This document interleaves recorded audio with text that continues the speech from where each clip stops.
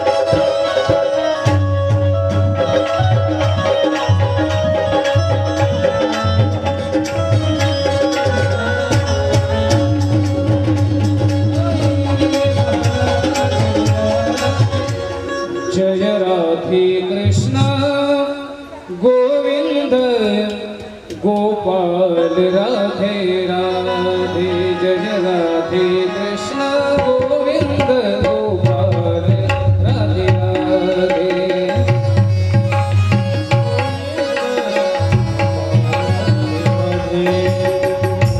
कृष्ण गोविंद गोपाल राधे राधे जय राधे कृष्ण गोविंद गोपाल राधे राधे जय राधे कृष्ण गोविंद गोपाल राधे राधे राधे कृष्ण गोविंद गोपाल राधे जय राधे कृष्ण गोविंद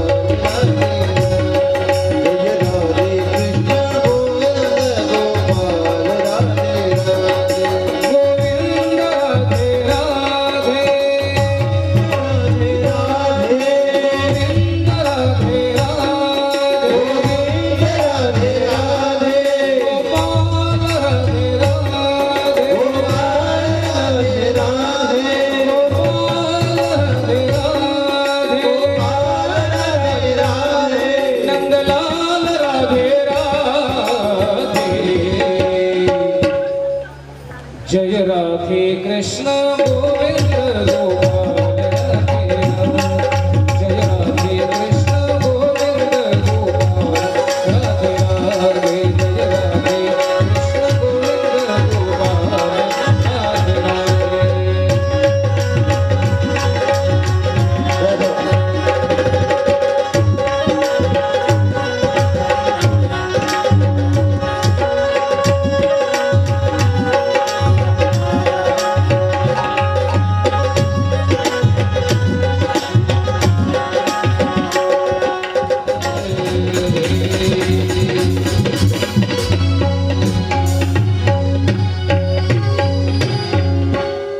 गोपाल कृष्ण भगवान की जय। ॐ ग्रौं ह्रीं आं वैवस्वताय धर्मराजाय भक्तानुग्रहकृते नमः। ॐ ग्रौं ह्रीं आं वैवस्वताय धर्मराजाय भक्तानुग्रहकृते नमः। ॐ ग्रौं ह्रीं आं वैवस्वताय धर्मराजाय भक्तानुग्रहकृते नमः। ॐ ग्रौं ह्रीं आं वैवस्वताय धर्मराजाय भक्तानुग्रहकृते नमः।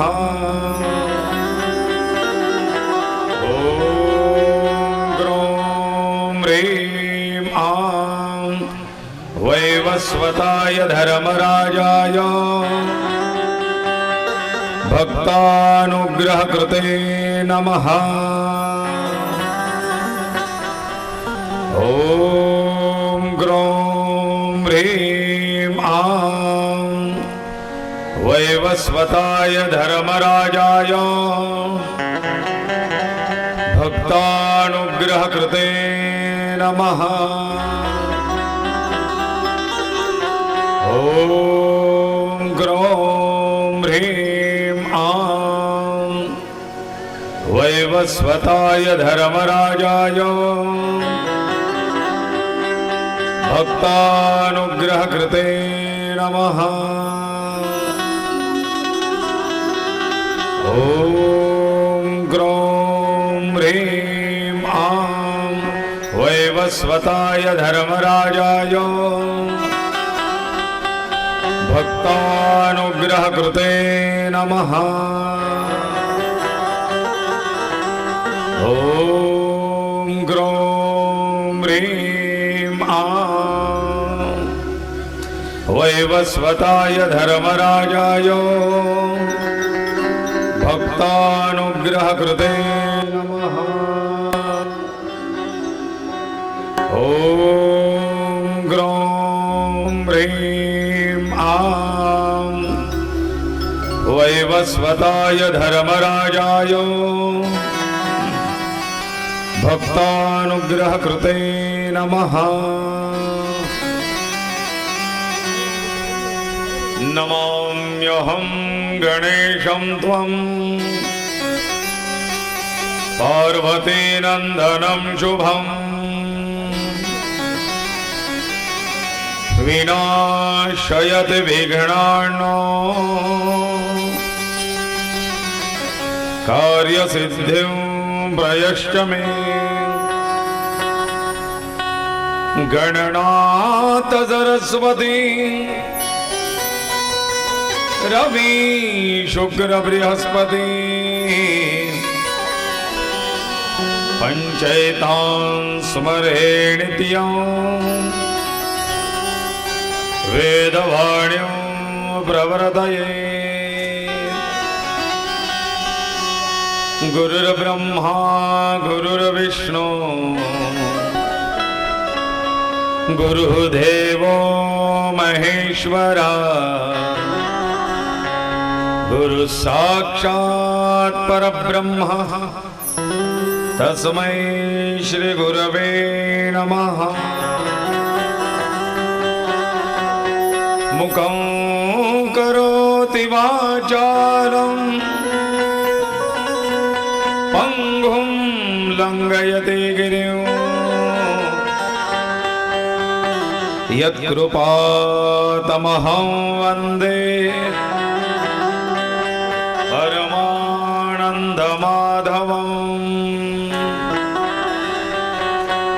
अतसि पुष्पसङ्काशं पीतनिर्मलवाससं ये नमस्यन्ति गोविन्दं न तेषां विद्यते भयम्। नारायणं सहस्राक्षं पद्मनाभपुरातनं प्रणतोऽस्मि ऋषिकेशं। किं मे मृत्यु करिष्यति वचन ऐका कमलापति माझे रंकाच विनंती। कर जोडितो कथे काळी आपण असावे जवळी। नमस्यामि हरिं रुद्रं ब्रह्माणं च गणाधिपं देवीं सरस्वतीं चैव मनोवाक्करमभिः सदा। गोपाल कृष्ण भगवान की जय। श्री गणेशाय नमः। श्री सरस्वतीयै नमः। श्री गुरुभ्यो नमः। मातपितु गुरुचरण कमलेभ्यो नमः।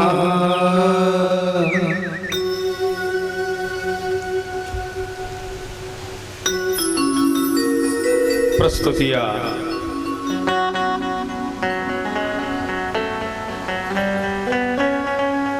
शिरोडे परिवार आयोजित कैलासवासी सौ कमलदेवी लक्ष्मण शिरोडे यांच्या षष्ठम पुण्यतिथीच्या निमित्ताने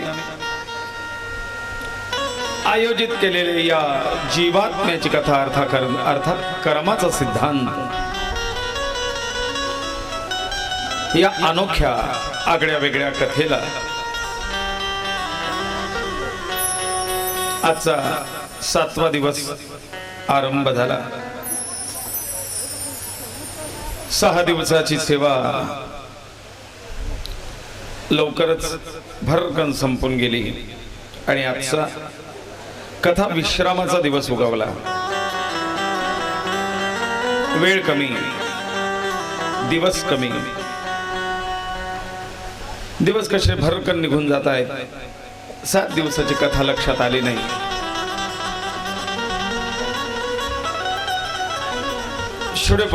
शिरोडे परिवाराचा हा अनोखा प्रयत्न सर्व भगवत भक्तांपर्यंत वेगवेगळ्या विषयांचं सखोल ज्ञान पोहोचावं या पुराण कथेच्या माध्यमातून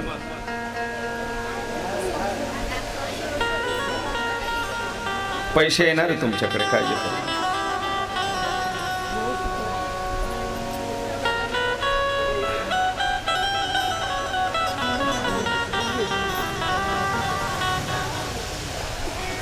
या पुराणांच्या कथेच्या माध्यमातून वेगवेगळं वेद शास्त्र आणि पुराणाचं ज्ञान आपल्यापर्यंत पोहोचावं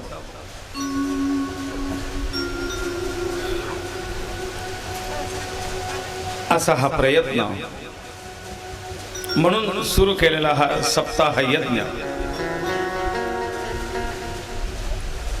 काल आपापले मनोगत व्यक्त करत असताना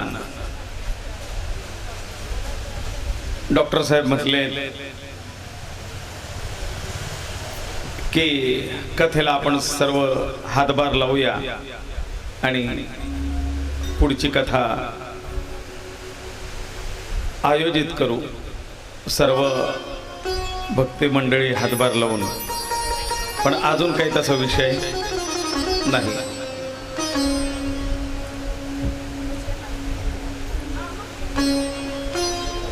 ही परमात्म्याची इच्छा, परमात्म्याने दिलेलं योगदान, आशीर्वाद, बल काय असेल, कुठपर्यंत असेल हे सांगता येत नाही।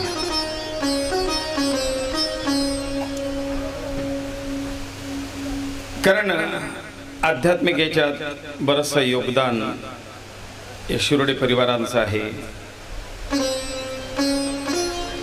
काल सकाळी सगळी मंडळी कळंबेश्वर महादेव मंदिरावरती दर्शनाला गेले। तिथली व्यवस्था,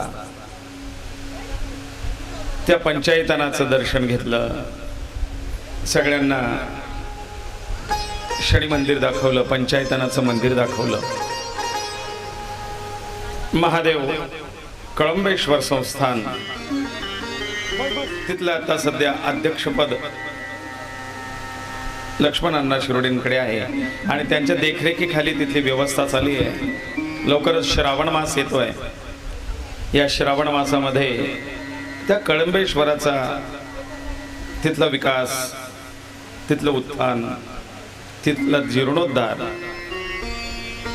पाहण्यासारखं आहे। हळू तिथे सुधारणा आणखीन जशा जशा लक्षात येतील त्याप्रमाणे केल्या जात आहेत। उत्तम व्यवस्था आहे, छोटा मोठा प्रोग्राम, छोटे मोठे कार्यक्रम होतील असा सज्ज हॉल आहे, 2 खोल्या आहेत, सभा मंडप आहे, भोजन मंडप आहे, स्वयंपाकाचा मंडप आहे,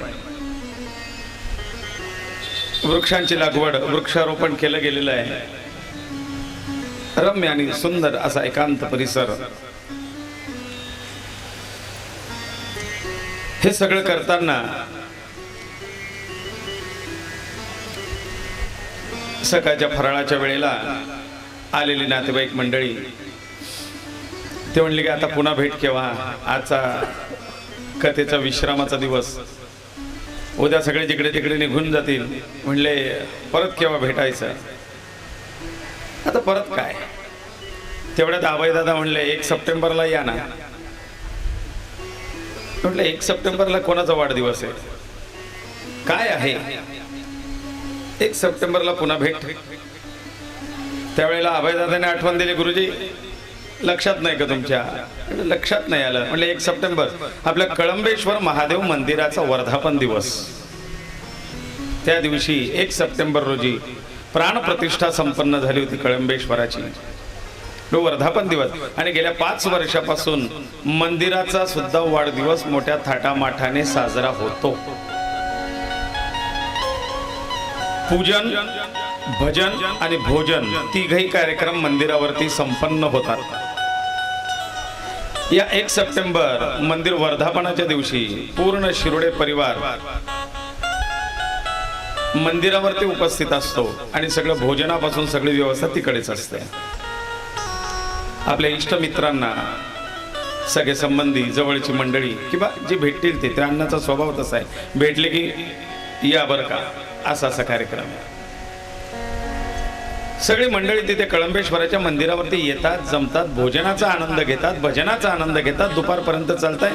नैवेद्य, आरती, महाप्रसाद, भोजन आटोपलं की मग जो तो दुपारी संध्याकाळी आपापल्या घरी रवाना. असा 5 वर्षापासून हा सुद्धा एक नियम चालू आहे. मंदिराचा वर्धापन दिवस न विसरता. आता श्रावणाची सुरुवात होणार, त्याच्या पूर्वी रंगरंगोटी, त्या मूर्तीला छानपैकी रंग दिला जातो, साफसफाई, स्वच्छता सगळं होते. कारण आता अनेक भाविक येतील. बरेच काही विषय असे आहेत जे आपल्याला माहिती नाही, काही पडद्याआड असतात, काही समोर येतात. पण अनेक विषय, अनेक कार्यक्रम, अनेक प्रकारे धर्म, अनेक प्रकारे सहकार्य हे सुरू असतात. सहकुटुंब, सहपरिवार पूर्ण त्या मंदिरावरती हजर राहून हा वाढदिवस आपल्या घरातल्या एका व्यक्तीचा साजरा करावा, त्याप्रमाणे मंदिराचा वर्धापन दिवस साजरा केला जातो. हे एक वेगळं कार्य या शिरोडे परिवाराचं आहे.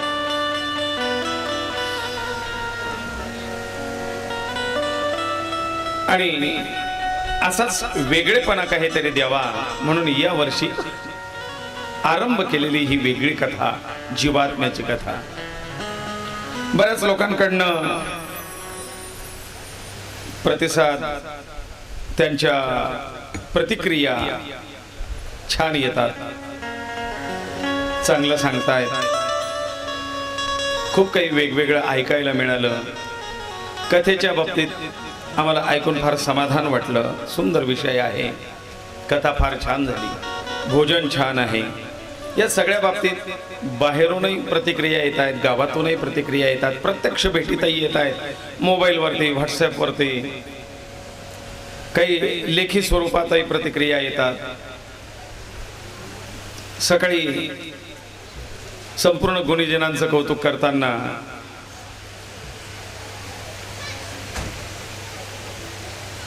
आपल्या कथेमध्ये नित्य सातत्याने हजर राहणारे कथाप्रेमी, माझ्या मोबाईलला त्यांचं नाव कथाप्रेमी उगले सर म्हणून सेव्ह केलेलं आहे. तर त्यांची प्रतिक्रिया कलाकारांच्या प्रती नाही, गुणीजनांच्या प्रती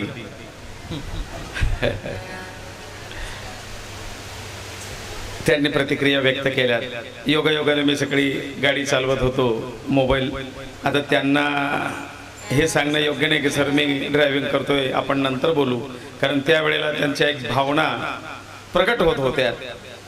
त्यामुळे शेजारी बसलेल्या आमच्या सौंदकडे तो मोबाईल दिला, स्पीकर ऑन केला, मागे सगळी आमची वादक मंडळी, गुणीजन मंडळी बसलेली होती. मी ड्रायव्हिंग करतोय त्यावेळेला तो आवाज, आणि सर त्यांच्याबद्दल बोलतायत. म्हटलं सर तुम्ही जे बोलतायत ते लोक प्रत्यक्ष ऐकतायत, ते माझ्या सोबतच आहेत. बरं वाटलं. सरांनी सांगितलं की गुरुजी दरवर्षी आम्ही दोघं पती पत्नी या कथेला यायचो, पण यावर्षी कथेच्या सुरुवातीपासून माझ्या सौभाग्यवतींची जरा तब्येत बरी नव्हती, फारच बिघडली आणि ICU ला ॲडमिट करायची वेळ आलेली होती. माझ्या मनात भीती की इकडे जर तिला ICU ला ॲडमिट केलं गेलं तर मग मला कथेचा लाभ नाही घेता येणार. आणि आपली कथा म्हणजे ज्ञानाची मेजवानी आहे, ते मिळेल यूट्यूबला. आपण शिरोडे डिजिटल चाळीसगाव किंवा घनश्याम जोशी चाळीसगाव दोघांपैकी कुठलीही एक लिंक यूट्यूबला टाकली की त्याच्यावरती ही कथा सप्ताह पूर्ण ऐकायला मिळेल नंतर. पण प्रत्यक्ष त्या प्रसंगाचा साक्षीदार होऊन तिथं समोर बसून ती ऐकणं, हा आनंद वेगळा, ही मजा वेगळी, तो अनुभव वेगळा, त्या लहरी वेगळ्या, ते तरंग वेगळे. एकीकडे पत्नीची चिंता, कसं होईल, दवाखान्यात ॲडमिट करावं लागेल, ICU ची परिस्थिती आहे, डायबिटीज, BP आदी. इकडे कथेची चिंता. पण डॉक्टरांकडे तपासणी आणि ट्रीटमेंट घेता घेता डॉक्टरांनी 2 दिवसापूर्वी सांगितलं की त्यांना आता ॲडमिट करायची गरज नाही, घरी राहूनच आपण उपचार घेऊ. त्यामुळे मला कथेला पूर्ण येता आलं आणि मी येतोय. सुरुवातीला थोडा 15-20 मिनिटं उशीर होत होतो, घरची व्यवस्था लावून त्यांचं नियोजन लावून मग येत होतो, पण कथेला येता येत आहे. म्हटलं सर याच्यात आमचं काही कर्तृत्व नाही, याच्यात तुमचा भक्तियोग प्रबळ, तुमचा भक्तियोग प्रबळ आहे. त्यामुळे परमात्म्याने दिलेली साथ आणि साध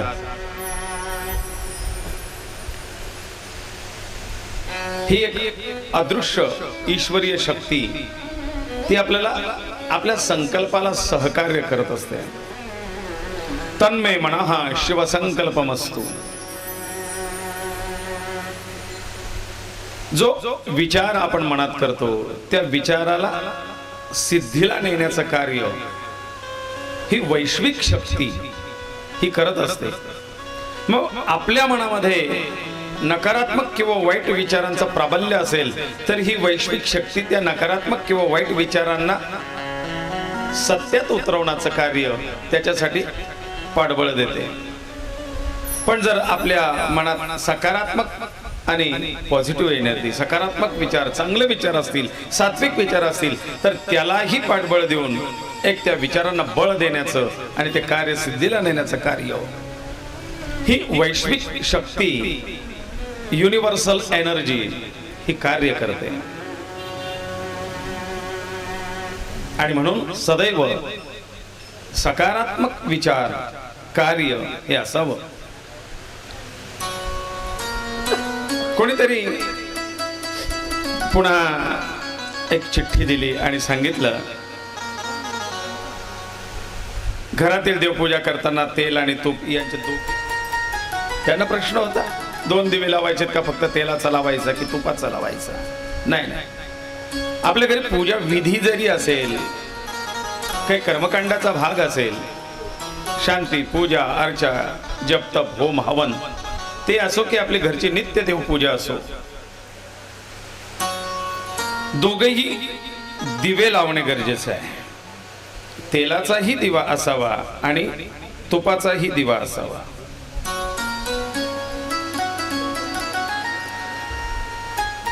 देवाच्या उजव्या बाजूला तुपाचा दिवा लावावा म्हणजे आपली डावी बाजू, आणि देवाच्या डाव्या बाजूला म्हणजे आपल्या उजव्या बाजूला तेलाचा दिवा असावा.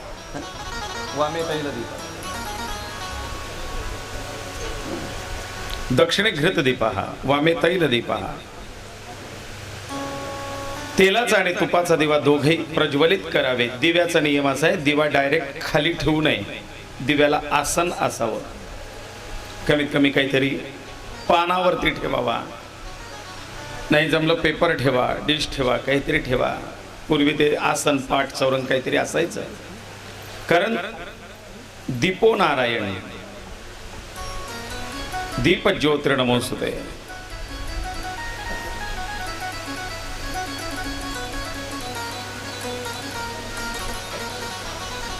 तो दीप हा नारायणाचं प्रतीक आहे. दिवा, सूर्य हे नारायणाचं प्रतीक आहे. दिवा, शंख, शाळीग्राम, गुरु, ब्राह्मण हे डायरेक्ट जमिनीवरती बसवू नये. शास्त्राचा नियम असा आहे. म्हणजे शंख डायरेक्ट जमिनीवरती ठेवू नये. त्याच्या पूजेचं पुण्य तर नाही लागणार, पण पाप जरूर लागेल. शंखाला नेहमी स्टँड, आडणी, आसन असावं. शाळीग्राम, ज्यांच्याकडे शाळीग्राम आहे, हा शाळीग्राम डायरेक्ट जमिनीवरती ठेवू नये. याला काहीतरी पात्रात, आसनावरती ठेवावं. शंख, विष्णू, आपले गुरु किंवा भूदेव ब्राह्मण घरी आले असतील तर त्यांना डायरेक्ट जमिनीवरती बसू देऊ नये, त्यांना आसन द्यावं. भगवान श्रीकृष्णांकडे विदुरांकडे भगवान श्रीकृष्ण गेले होते, त्यावेळेला आसन काय द्यावं देवाला बसायला, बसायला द्यायला धड आसन नव्हतं विदुरजींच्या घरी. पण आसन दिलं पाहिजे. अतिथीला आसन द्यावं, भूदेवांना आसन द्यावं, गुरूंना आसन द्यावं. आसनाशिवाय त्यांना बसू देऊ नये, त्याचा दोष लागतो. आणि आपणही जप करताना, पारायण करताना आसनाशिवाय बसू नये. केलेल्या कर्माचं फळ अर्ध होऊन जातं. दुसरा प्रश्न असा आलाय की त्यांनी म्हटलं, आपण कथेत सांगितलं की पापी आत्मा असला तर त्या पापी आत्म्याला यमपुरीत अनेक शिक्षा भोगाव्या लागतात. पण माझ्या अल्पबुद्धीप्रमाणे मला एक शंका आहे. जर शरीर खालीच भूतलावरती जाळले जाते, फक्त आत्माच यम नेता, तर शिक्षा कोणाला होते? कदाचित परवाच्या दिवशी ताई नव्हत्यात कथेला.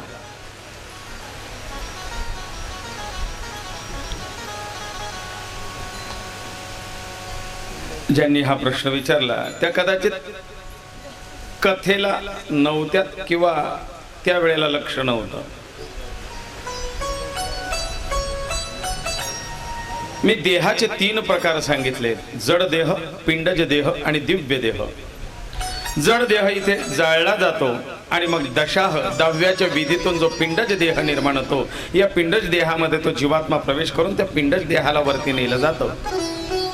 आणि कालही मी सांगितलं की हा पिंडज देह असा, याला प्रत्यक्ष तहान, भूक, अग्नी, शस्त्र आदी याची पीडा नाही होत.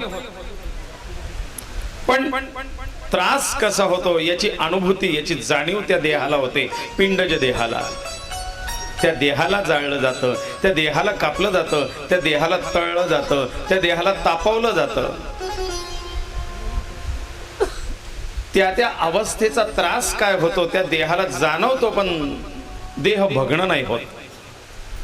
जसं आपण स्वप्नामध्ये आपल्याला कोणी मारलं तर मारल्याची अनुभूती होऊन खडकन रडून ओरडून उठतो मनुष्य, पण प्रत्यक्ष मारलेलं नसतं कोणी.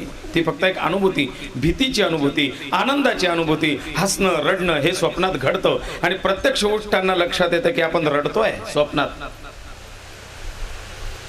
रडून उठतो, ओरडून उठतो, किंचाळून उठतो, पण प्रत्यक्ष तसं काही झालेलं नसतं. ती अवस्था म्हणजे पिंडज देहाची अवस्था आहे. पिंडज देहावरती हे सगळे उपचार वरचे केले जातात.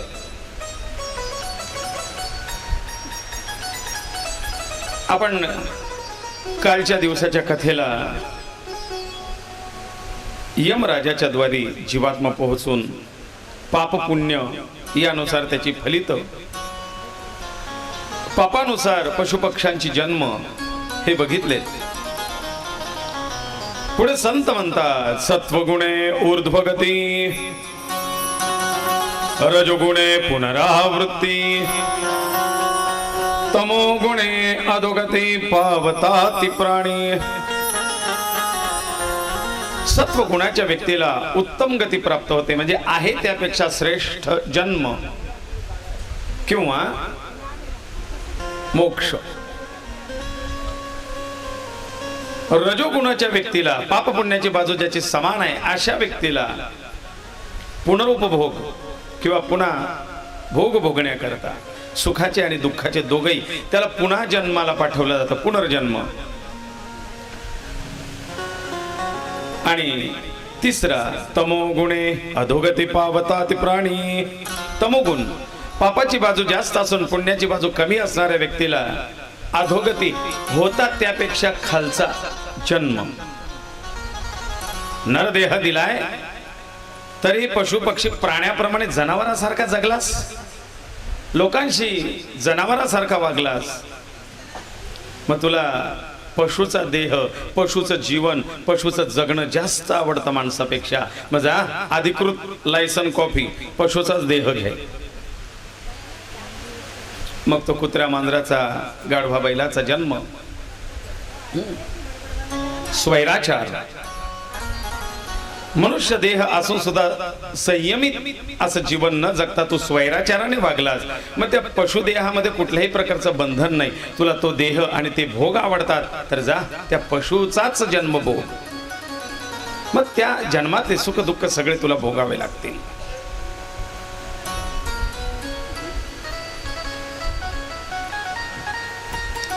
या सगळ्या गोष्टी,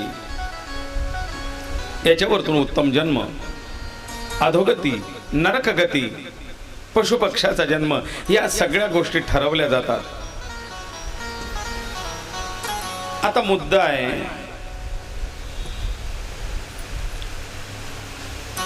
आपले पोद्दार काका नेहमी म्हणतात, श्वास आणि घास माणसाचे मोजून दिलेले आहेत. गरुड पुराणही तेच सांगतंय. तुम्हाला तास, मिनिट, दिवस, सेकंद, महिना यानुसार वय न मिळता तुमचे श्वास मोजून दिलेले असतात, आणि श्वास संपला की त्या वेळेला आपल्याला निघावं लागतं. निश्चित आहे, पण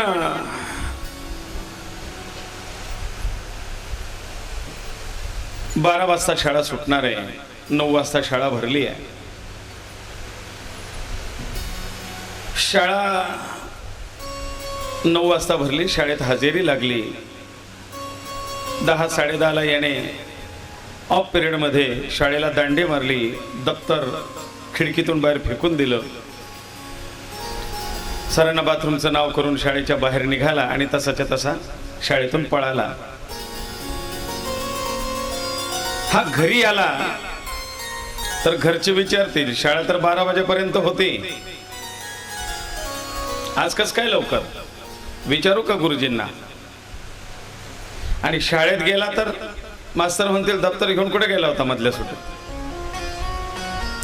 मग आता त्याला शाळेत बसता येत नाही, घरी जाता येत नाही, हा काय करेल? कुठेतरी बाहेर टाइमपास,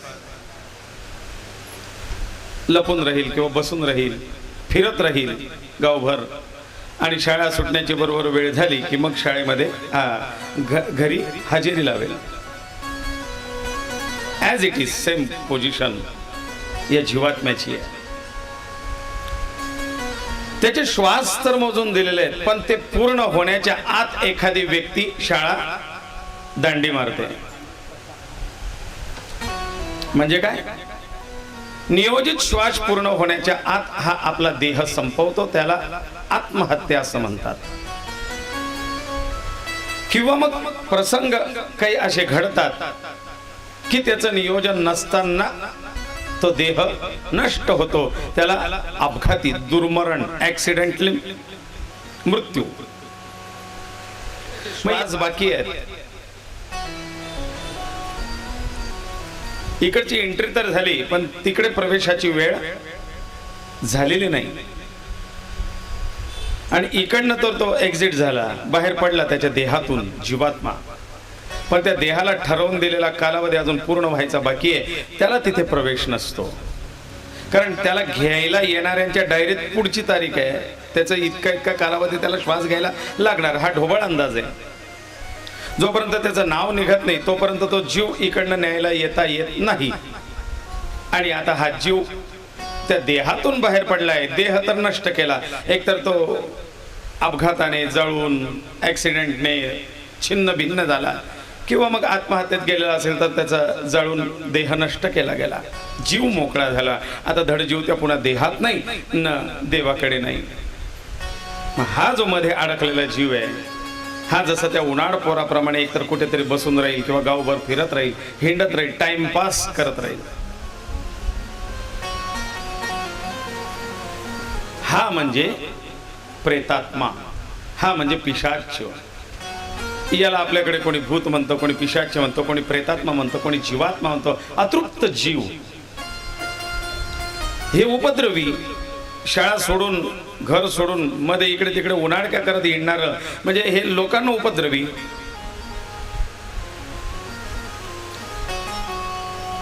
मग तसा हा प्रेतात्मा सुद्धा जो इकडचा आहे नाही तिकडचा नाही, हा लोकांना उपद्रवी ठरतो. तो सात्विक जीव असेल तर तो कदाचित कोणाला पीडा देणार नाही, पण हा तामसी जीव लोकांना पीडादायक ठरतो. जीवाला देहाचं सान्निध्य केल्याशिवाय तो जीव आपल्या भावना व्यक्त करू शकत नाही आणि कार्यही करू शकत नाही. नुसता जीव काही काम करत नाही, नुसता जीव काम नाही करत. मग त्याला कुठल्या तरी देहाचा आश्रय गरजेचा असतो. त्यावेळेला हा जीव एखादा देह शोधतो, ज्या देहाच्या माध्यमातून हा काही काम करू शकेल. त्या देहाच्या शोधात तो असतो. आणि तो देह म्हणजे कसा, आपण म्हणतो ना, एक एक्स्ट्रा सिम आहे. तुमच्याकडे एखादा जुनापाना साधा मोबाईल असेल तर द्या, ते एक्स्ट्रा सिम त्याच्यात टाकू, म्हणजे ते निदान बंद तरी पडणार नाही कार्ड. तसा हा एखादा बंद पडायच्या मार्गावरती जुना किंवा बाकीचा कुठे यूज होत नाही असा अनयुजेबल असा मोबाईल शोधतो. देह म्हणजे काय, छिद्र पाहुणी पीडा करती, असा कमकुवत देह जो आध्यात्मिक मार्गात अग्रेसर नाहीये, जो पापाचरणामध्ये रमणीय आहे, बाकीच्या कुठे उपयोगात येत नाही. मग असे देह शोधून त्याच्यावरती हा जीवात्मा हल्ला करतो, त्याच्यावरती ताबा करतो आणि त्याच्या माध्यमातून आपल्याला इच्छित असे सगळे काम करायला लागतो. पूर्वी ते लोक म्हणायचे, काही झाडकुट सापडणं तुले, खोडदारे या झाडले. मग ते म्हणायचे, अहो नदीवर पाणी भरल उंता. पण त्या ठिकाणी अपवित्र अवस्थेमध्ये गेलेली व्यक्ती, अशुद्ध अवस्थेमध्ये गेलेली व्यक्ती ही लवकर पीडेला कारणीभूत होते. पीडा कोणाला होतात,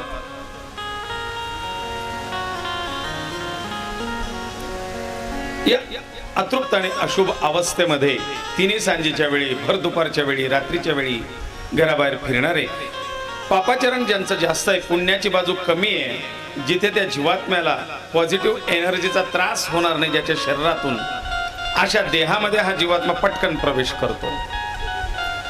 आणि त्याच्या प्रवेशाला जास्तीत जास्त स्त्रियांचे देह मिळतात. कारण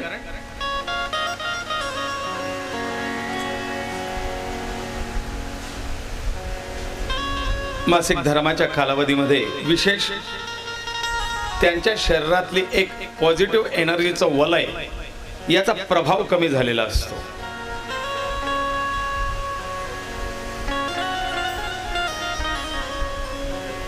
परीक्षा घ्यायची असेल, कारण विज्ञानातून काही लोक त्याला चांगलं मानतात, कोणी वाईट मानतात. पण या कालावधीमध्ये, म्हणजे मासिक धर्माच्या कालावधीमध्ये, त्या स्त्रियांनी 2 पोळ्या गाईला खाऊ घालून पहा. जी देशी सात्विक गाय जी एनर्जी अनुभवते, अशा गाई ते अन्न खात नाहीत, ते निघून जातात. कारण त्यांना त्या स्त्रीच्या ठिकाणचं असलेलं शुभाशुभ वलय त्या दिवसातलं त्याची अनुभूती होते, अनुभव येतो. त्या गायी तिथे स्पर्श करत नाही किंवा ते अन्न खात नाही, निघून जातात.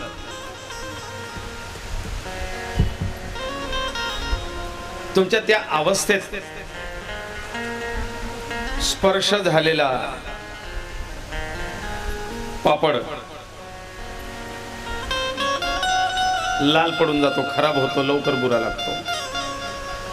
त्या अवस्थेत स्पर्श झालेलं लोणचं टिकत नाही, है ना? या अशा काही गोष्टी आहेत ज्या अनुभवातून लक्षात येतात, पण तरी आपण त्याच्याकडे विशेष महत्त्व देत नाही. आणि त्याच अवस्थेमध्ये जी सात्विक ऊर्जेची पातळी कमी झालेली असते, त्यावेळेला हा जीवात्मा तिथे अटॅक करतो. मी नेहमी उदाहरण देतो की घरातल्या 4 लोकांपैकी 1-2 कोरोना झाला का, मग डॉक्टर म्हणतात त्याची इम्युनिटी पॉवर कमी आहे, म्हणजे रोग प्रतिकारक क्षमता. त्याला आपले अध्यात्म सात्विक ऊर्जा असं म्हणतात, अध्यात्माची शक्ती. ज्याची अध्यात्माची शक्ती म्हणजे इम्युनिटी ही कमी असेल, त्याच्यावरती हा व्हायरल म्हणजे हवा, आपण म्हणतो ना बाहेरची हवा लागली त्याला हवा. बुवा बाबांच्या भाषेमध्ये त्याला हवा असं म्हणतात. हवा म्हणजे वायू, आणि आपलं शास्त्र म्हणतो वायू रूपेने तिष्ठन्ति भुज्यन्ति गुणान्विता, ते वायू रूपाने येतात. त्याला आता विज्ञान व्हायरल म्हणतंय. कशाचा त्रास झाला कळत नाही, पण व्हायरल आहे. तुम्हाला खोटं वाटेल,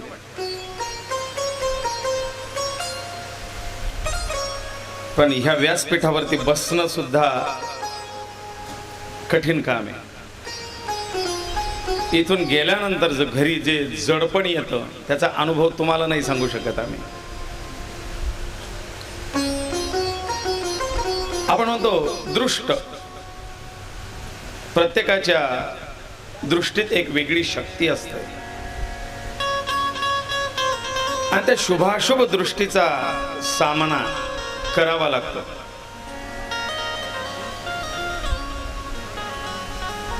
कुठेतरी ती बाधा निर्माण होते आणि एक जडत्वाचं वलय येऊन जातं.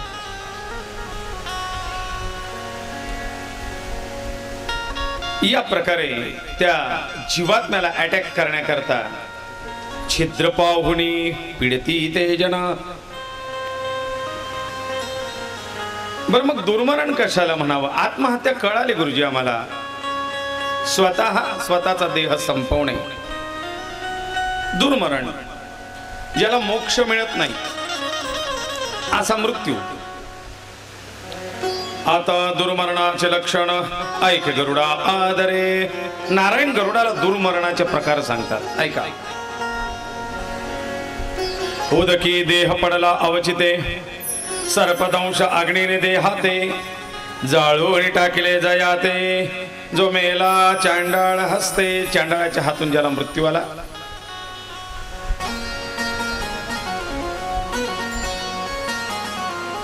जल्लाद, त्याला आपल्या पुराणांमध्ये कुठे चांडाळही म्हटलेला आहे. जो फाशी द्यायला असतो किंवा शिक्षा द्यायला, हातपाय कलम करायला, शिरच्छेद करायला, शिक्षा अंमलात आणण्याकरता जी व्यक्ती असते, अत्यंत निष्ठुर आणि निर्दयपणे त्याला त्या काम करावं लागतं. त्याच्या हातून ज्याला मृत्यू आला, म्हणजे याचा अर्थ याला ती शिक्षा झाली आहे असा. उदकी देह पडला अवचिते, पाण्यात पडून बुडून मृत्यू. सर्पदंश अग्नीने देहाते, जाळून टाकले जयाचे. सर्पदंशाने आलेला मृत्यू, अग्नीने जळून भस्म झालेला, आगीत पडून मृत्यू आलेला. दुर्मरण आहे. सर्पदंशाने मृत्यू पावलेल्यासाठी गरुड पुराणामध्ये पंचमीचं व्रत आहे. त्याच्या 13व्या दिवसानंतर उत्तर कार्य वगैरे झाल्यानंतर दर महिन्याला शुद्ध पंचमी आणि कृष्ण पंचमी या 2 पंचमीचं व्रत त्या घरच्या व्यक्तीने करायचं आहे. शुद्ध पंचमी कृष्ण पंचमी दोघही पंचमीचं व्रत उपवास करायचा. संध्याकाळी 9 नागांचं चित्र काढायचं, त्याचं पूजन करावं. अनंतम वासुकी शेषम पद्मनाभम च कंबलम शंखपालम धृतराष्ट्रम तक्षकम कालियम तथा या 9 नागांचं पूजन करावं. त्याला दुधाचा नैवेद्य दाखवावा, दिवा उदबत्ती लावावी. दुसऱ्या दिवशी त्याचं विसर्जन करावं. असं वर्षभर करावं. आणि वर्षांती पुराणात सोन्याचा दिला आहे. मग आपल्या परिस्थितीप्रमाणे सोन्याचं नागनागिन, चांदीची नागनागिन व धातूची नागनागिन त्याचं पूजन करून महादेवाजवळ त्या पिंडीवरती त्याला समर्पित करावं किंवा दान करावं.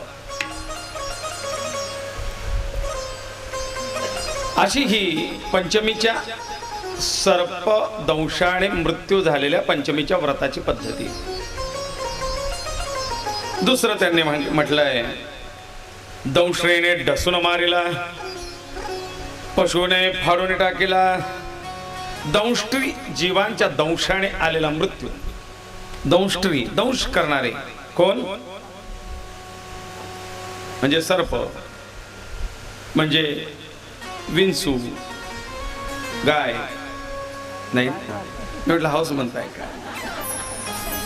मग कोण? आज सर्प म्हणजे नाक खोबरा सगळे त्याच्यातच आले ना.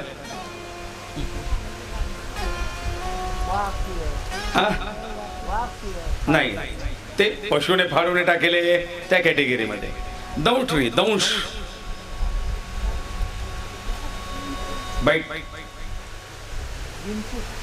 विंचू सांगितला ना, सर्प सांगितला, विंचू सांगितला, इंगळी त्याच्यातच आहे.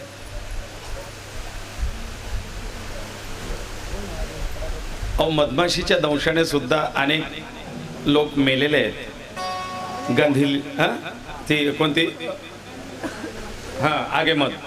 आगेमोहोळ आपल्या चाळीसगावला जवळपास घटना अनेक घडलेल्या आहेत. आगेमोहोळाच्या माशीच्या दंशाने मृत्यू आलेला, तडफडून सगळ्या अंगाला असे की ते विष काढता काढता ते उपचार नेता. आंबानेरला घडली घटना. एक पुरोहित पुजारी कोणी एका व्यक्तीचा 10व्याचा विधी करत होते. पुलाखाली ते नदीच्या वरतून रोड आहे, खाली पूल आहे, तिथे नदीच्या काठी विधी होतात आंबानेरला. तिथे ते विधी करत असताना कोणी ते गौऱ्या पेटवल्यात भात शिजवायला, त्याचा धूर उठला असेल. त्या पुलाखाली मोहळ होतं, ते मोहळ उठलं, चावलं. पण त्याच्यात या पुरोहिताला जास्त त्या माशा चावल्यात.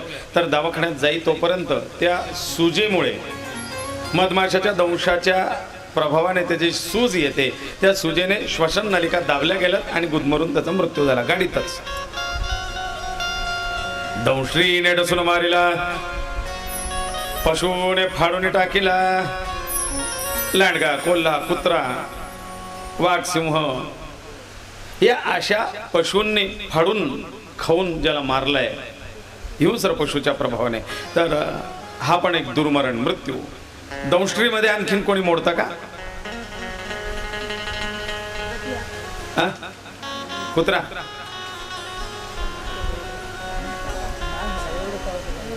अहो आजकाल डेंग्यू होतोय.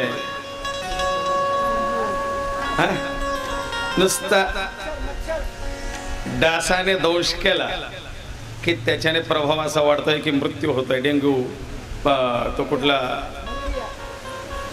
Chikungunya, malaria. आता मलेरिया आटोक्यात आला बऱ्यापैकी. मग पशुने फाडून टाकेला. पळता संग्रामातून, युद्धातून पाठ दाखवून जो पळून आलेला आहे त्याला सुद्धा मृत्यू आल्यानंतर तो मृत्यू चांगला नाही म्हटला. घरी भले तो सुखाने मरण येऊ त्याला, परंतु युद्धाचा प्रसंग आहे. आपल्या देशावरती, आपल्या देवावरती, आपल्या धर्मावरती आलेलं संकट आहे. आणि त्या संकटाला भिवून मरणाच्या भीतीने तो योद्धा जर पाठ दाखवून पळून आलेला असेल तर घरी भले त्याला आरामशीर मृत्यू आलेला असो तरी सुद्धा त्याला तिथला द्वार बंद होऊन जातो स्वर्गाचं. कारण हाच प्रश्न अर्जुनाने भगवान श्रीकृष्णांना विचारलेला असताना अर्जुन भगवान श्रीकृष्ण अर्जुनाला सांगतात, अर्जुना काळजी काय करतोस? युद्ध करून दोघी बाबतीत तुझा फायदा आहे, हारलास तरी फायदा आहे आणि जिंकलास तरी फायदा आहे. हतोसी प्राप्स्यते स्वर्गम, मारला गेला युद्धात तर तुला स्वर्गाचं द्वार खुलं होईल. युद्ध करता करता मृत्यू येणं याला वीरमरण असं म्हणतात, वीरगती. आणि ज्याला वीरगती प्राप्त होते त्याच्यासाठी स्वर्गाची द्वार 24 तास उघडे. देव देश धर्म करता ज्याला मृत्यू आलाय ते वीरमरण. तो भले शत्रूने गोळी मारून, हिंसरून, भोगसून, तलवारीने, चाकूने, त्याचे ते काय भूसुरुंग, ते ग्रेनेड काय म्हणतात त्याला, ते बॉम्ब त्याच्यावरती पाय ठेवून चिंदडे चिंदडे होऊन जातं त्या बॉम्ब मध्ये. त्या आपल्या सैनिकांच्या शरीर अस्ताव्यस्त होतं, पण तरी त्या मृत्यूला दुर्मरण नाही म्हटलेलं आहे, त्याला वीरमरण म्हटलेलं आहे. आणि जो वीरमरणात मृत्यू पावतो, भगवान श्रीकृष्ण गीतेमध्ये अर्जुनाला सांगतात की अशा देशसेविकाला, वीरमरणात मृत्यू आलेल्या त्या वीरा करता, योद्ध्या करता स्वर्गाचं दार 24 तास उघडय. त्याला कुठलीही परमिशन नाही, तो डायरेक्ट जितोसी प्राप्स्यते स्वर्गम, त्याला स्वर्गाच. हतोसी प्राप्स्यते महिम, जितोसी प्राप्स्यते महिम, हतोसी प्राप्स्यते स्वर्गम. मारला गेला तर स्वर्ग आहे, जिंकला तर पृथ्वीचं राज्य आहे. असं हे जिंकणं आणि मरण दोघंही तुझ्या करता श्रेयस आहे. हे धर्मयुद्ध आहे. तसं या ठिकाणी सांगतात की तो युद्ध करता करता मृत्यू आलेला सर्वश्रेष्ठ आहे. पण तिथून जर त्या युद्धाच्या भीतीने आणि मरणाच्या भीतीने पळून आला तर त्या योद्ध्याला दुर्मरणाचा दोष आहे. मारून टाकीला अन्यवेने, दुसऱ्याने मारून टाकला म्हणजे खून झाला. आता बघा इथे पण युद्धामध्ये दुसराच याला मारणार आहे तरी याला वीरमरण. आणि इकडे जो एक दुसऱ्याला काहीतरी स्वार्थापायी बोक्सून मारतो त्याला खून असं म्हटलं जातं. या मरणात मृत्यू पावलेला दुर्मरण म्हणावं. विषय आणि मेला शस्त्रे, कंठी फास लावून दोरे, मारिले चोरे दयासी. विषाने आलेला मृत्यू, पिऊन किंवा पाजून, स्वतः घेतला असेल किंवा दुसऱ्याने विष प्रयोग करून मारला असेल तर याला सुद्धा दुर्मरण. आणि शस्त्राने मृत्यू, शस्त्र म्हणजे अगदी बंदूक, पिस्तूल, रिव्हॉल्वर, तोप, तलवारीपासून ब्लेड पानापर्यंत सगळी शस्त्र आहेत. तो स्वतःचेच नस कापून घेतले तरी त्याला शस्त्राघात, आत्महत्या, दुर्मरण म्हटलंय. किंवा कंठी फास लावणी दोरे, फाशीने मृत्यू आला, फाशी घेतली किंवा दुसऱ्याने फाशी देऊन मारलं. मारिले चोरे जयासी, चोरांनी ज्याला मारला असेल, पूर्वी दरोडेखोर मारायचे डायरेक्ट मृत्यू. क्षणिक रोगे मृत्यू आला, अंतरिक्षीच प्राण गेला, खाटीवरी जो निवाला तो पावला दुर्मरण. रोग क्रांत होऊन मृत्यू किंवा अंतरिक्षीच प्राण गेला, आधांतरी प्राण जाणे. म्हणून दुसऱ्या तिसऱ्या दिवसाच्या कथेत सांगितलंय की मृत्यू जवळ आहे असं वाटलं की त्यावेळेला त्या व्यक्तीला जमिनीवरती खाली टाकलं जातं. आपण म्हणतो त्यांना खाली उतरवलंय, कारण खाटेवरती, पलंगावरती, कॉटवरती मृत्यू येऊ नये. अंतरिक्षीचा प्राण गेला, खाटेवरी जो निमाला, खाटेवरी मृत्यू आला असेल तर त्या मृत्यू पावलेल्या जीवाला सुद्धा उत्तम गती मिळण्यात किंवा मोक्षाकडे जाण्यास त्याला अडचणी येतात. खाट गरुड पुराणात दिलाय की खाट विणताना, खाट बनवताना, आता विणताना हा प्रश्न काही फारसा राहिला नाही. विणणारे पण नाही, विणलेल्या खाटे पण नाही, आता डायरेक्ट कॉट, पलंग. पण ते खाट विणताना किंवा बनवताना त्रिपाद पंचक नक्षत्रावरती बनवू नये, कारण पंचक नक्षत्रावरती बनवलेली खाट ही या दुर्मरणाला किंवा मृत्यूला किंवा आजारपणाला कारणीभूत ठरते. खाट खाट विणताना जो विणकरी असायचा, ज्याला त्याच्यातलं ज्ञान आहे, तो 4 पदराची 6 पदराची अशी जी काही ती विण घ्यायचा, ती विण करता करता पायथ्याकडून विण सुरुवात व्हायची. आधी पायथ्याला ती अशी दोरी लावली जायची, मग तिथून ती विण सुरू व्हायची. ती एका बाजूला अशी दोघं बाजूने सारखी चालायची, पट्टे पट्टे पट्टे. आणि मग ज्या वेळेला सेंटरला ती जोडली जाते, खाट विणून पूर्ण होते, त्या मध्ये जिथे तिचा जोड होतो त्याला म्हणतात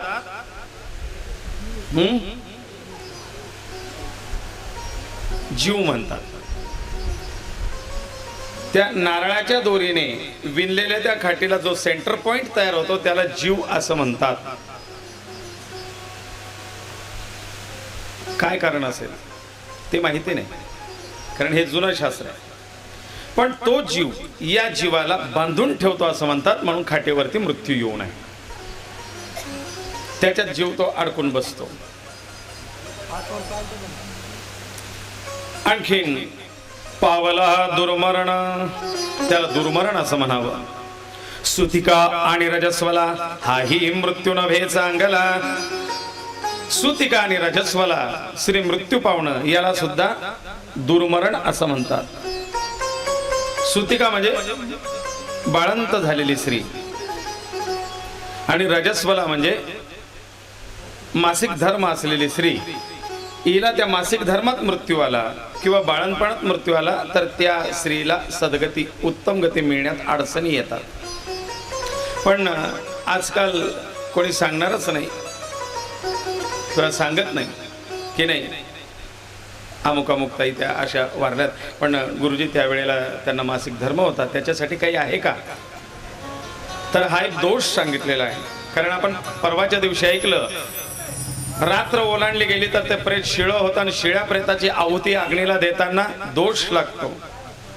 मग तसं रजस्वला धर्म असताना त्या शरीराची आहुती आपण अग्नीत समर्पित केली तर त्याचाही दोष आहे. मग त्या शरीराची आधी शुद्धी करायला सांगितलेली, त्याचा विशिष्ट विधी या पुराणात दिलेला आहे की त्या स्त्रीला आधी त्या पाण्यामध्ये शेण गोमूत्र घालून त्याच्याने स्नान घालावं. शतकुंभ स्नान सांगितलेलं आहे. तसे 100 तांबे पाणी पंचगव्याने स्नान, आणि मग चांगलं स्नान घालून वस्त्र बदलवावेत, वस्त्र परिधान करावेत, मग पुढचा विधी करावा. शरीर शुद्धी करून मग दाह संस्कार. मग आपण म्हणतो आम्ही तर सगळं कार्य केलं, उत्तर कार्य एवढं दंड केलं, अमुक केलं, पण आमच्याकडे काही सध्या असा त्रासच चालू होतो. आपल्या दृष्टीने कार्य शुद्ध आहे, पण कुठेतरी ते दोष राहून गेलेले आहेत, आणि म्हणून या दोषांच्या प्रती कुठेतरी असद्गती दुर्मरण.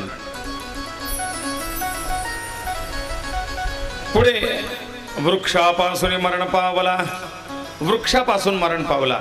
वृक्षापासून म्हणजे झाडावरतून पडून किंवा झाड त्याच्यावरती पडून, नाही का? आता वारा वादळामुळे बऱ्याच गाड्यांवरती मोटरसायकलींवरती झाडाची फांदी पडली आणि 4 लोकांचा मृत्यू जागीच झाला, अशा बातम्या येत आहेत. मग वृक्षापासून मरण पावला आणि राहिला संस्कार रहित, आणि संस्काराने रहित मृत्यू आला तर याला सुद्धा उत्तम गती मिळण्यात अडचणी येतात. संस्कार रहित राहणं म्हणजे आता बाकीचे संस्कार तर काही आपण जिवंत ठेवलेच नाही. संस्कार एकूण 16 संस्कार आहेत. हा 16वा संस्कार आहे अंत्येष्ठी. पण अगदी गर्भाधानापासून गर्भधान, पुंसवन, जातकर्म, नामकरण, कर्णवेद, सीमंतोन्नयन,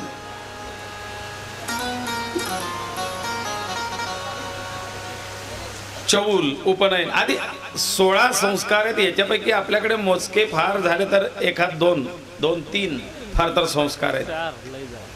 मग वेसवे काळी त्या कालावधीमध्ये तो संस्कार न होणं. आता मला असं वाटतं येवले परिवाराकडून काहीतरी फोन होता मागे. 22 येवलेच ना, 22 अमृतकार